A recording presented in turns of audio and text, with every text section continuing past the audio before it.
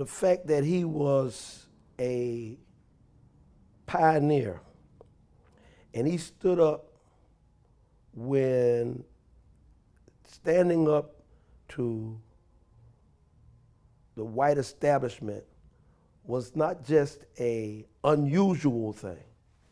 It was a very dangerous thing because people were losing their lives in an effort to integrate the beaches, the stores, and I can recall going downtown to McCory's. They used to call them 5 and dime stores. McCory's 5 and dime store, where you couldn't sit at the counter and eat. If you wanted to eat, you had to stand at the window, order your food, and they pass it through the window to you.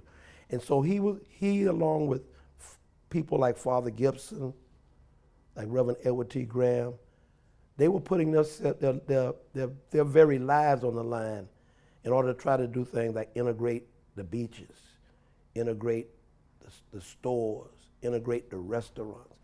And his legacy, we have to continue to tell their story, because too often I'm speaking to people, particularly young people, and we're speaking about those kind of times, and because now they don't have any restrictions, they can go where they want to go, they can go to the beach, they can go in any store they want to go to, they can go to any restaurant. They don't realize that it took a real struggle to get there, and it's not in their history books. You know, it amazes me. When I was a child, they used to have Negro History Week.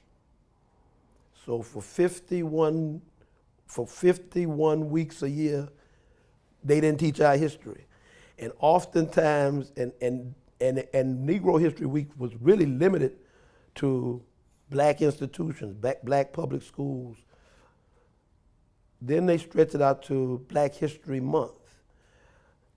The problem with that is, in my opinion, is that our history is ingrained in every inch of this country, every stitch of this quilt of this country, and yet we single out one month to emphasize our history, the history of black people, when the history of black people is the history of this nation.